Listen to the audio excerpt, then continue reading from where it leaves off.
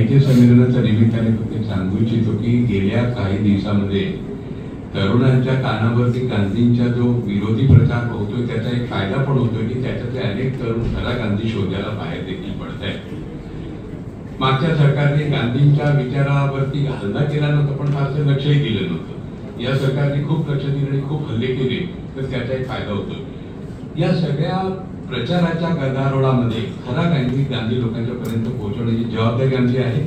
गांधी भवनाची गांधी स्मारक निधीची आम्ही पुस्तकं प्रकाशित केलेली, पण त्याच्या पुढे जाऊन साहित्याच्या क्षेत्रामध्ये खरं तर मराठी साहित्यामध्ये गांधींची जेवढी दखल घ्यायला पाहिजे तेवढी घेतली गेलेली नाही। परदेशी भाषांमध्ये किंवा भारताच्या अनेक भाषांमध्ये अतिशय उत्तम प्रकारचं साहित्य की ज्याच्यामध्ये गांधींच्या विचाराचे गांधींच्या आंदोलनाचे प्रतिबिंब पडते, ज्याचा मराठीमध्ये पुरेसा समावेश झालेला नाही। आमचा तो प्रयत्न आहे। दुसरी एक बाब आहे 8 मार्च त्या दिवशी श्रीमुक्ती दिन आहे।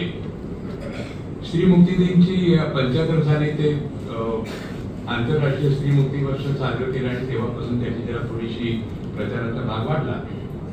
आपल्याला असं माहिती की आपल्या पुण्यामध्ये सावित्रीबाई फुलेंनी पहिली शाळा सुरू केली, ते एका अर्थाने श्रीमुक्तीच्या चळवळीचा फार मोठा तो पहिला एक पाऊल म्हणूया असं म्हणायला हरकत नाही। पण महात्मा गांधींनी दक्षिण आफ्रिकेमध्ये असताना जे काम केलं आणि तिथे जे जे आंदोलन उभे केली त्याच्यातलं सगळ्यात महत्त्वाचं आंदोलन आहे की ज्याच्यामध्ये प्रचंड मोठ्या प्रमाणामध्ये तिथे स्त्रियांनी सहभाग घेतला होता। तिथल्या सरकारने असा कायदा केला होता की तिथल्या कायदा सोडून बाकी कुठल्याही विधीप्रमाणे झालेलं लग्न हे बेकायदेशीर ठरेल आणि म्हणून भारतातून जे लोक गेले तर त्या सगळ्यांचे विवाह बेकायदेशीर ठरवण्यात असा तो कायद्याचा अर्थ होत होता। आणि गांधींनी ते लक्षात आणून दिले आणि सगळ्या स्त्रियांनी ठरवलं की आम्ही याच्या विरोधात आंदोलन करू। तर गांधींच्या आंदोलनाच्या दक्षिण आफ्रिकेपासून तर मग भारतामध्ये दांडी मार्चाचा आणि पुढे जेवढा स्त्रियांचा सहभाग त्या आंदोलनामध्ये झाला तेवढा त्याच्या आधी कधी झाला नव्हता आणि त्याच्यानंतर देखील इतक्या मोठ्या प्रमाणामध्ये आपल्याला फारसा दिसत नाही। तेव्हा गांधी श्रीमुक्तीची भाषा बोलण्यापेक्षा स्त्रियांना सोबत घेऊन वाटचाल करत होते। तसाच जो दुसरा मुद्दा आहे तो दलितांच्या अस्पृश्यतेच्या संदर्भामध्ये आपल्या इथे गांधींच्या विरोधामध्ये बोलणारे फक्त हिंदुत्ववादीच आहे असंही नाही, वेगळ्या छटा आहे त्याच्या।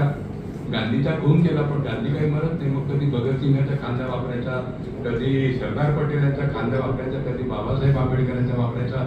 आणि बाबासाहेब आंबेडकरांच्या चळवळीमध्ये अनेकांच्या डोक्यामध्ये गांधी द्वेष पेरण्यात आलेला आहे। तर गांधी आणि आंबेडकरांचा विचार हे एकमेकांना पूरक आहे। आम्ही या साहित्य संमेलनामध्ये हे विषय घेतलेले, स्त्रियांचे विषय घेतलेला आहे, गांधी आणि आंबेडकर हा विषय घेतलेला आहे।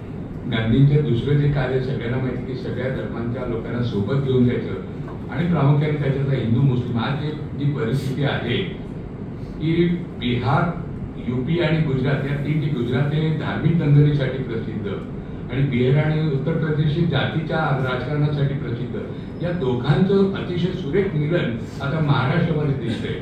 जातीचा जो उच्छाद परभणी आणि बीडमध्ये दिसला आणि आता विशाळगड पासून तर आता मढीमध्ये जो ठराव झाला की तिथल्या जत्रेमध्ये मुसलमानांना आम्ही दुकानं लावून देणार नाही, कुठल्या दिशेने आपण वाटचाल करीत आहोत। या सगळ्या प्रश्नाची चर्चा आपण नको का करायला, म्हणून आम्ही हिंदू मुस्लिम प्रश्न पण या परिसंवादामध्ये घेतलेला आहे। आता जे आपल्या देशाला भेडसावत आहे आणि देशाला अशांततेकडे हिंसाचाराकडे घेऊन जाणारे जे विचार आहेत त्याच्याशी मुकाबला आहे आणि त्याच्याशी मुकाबला गांधीशिवाय आपल्याला करता येणार नाही।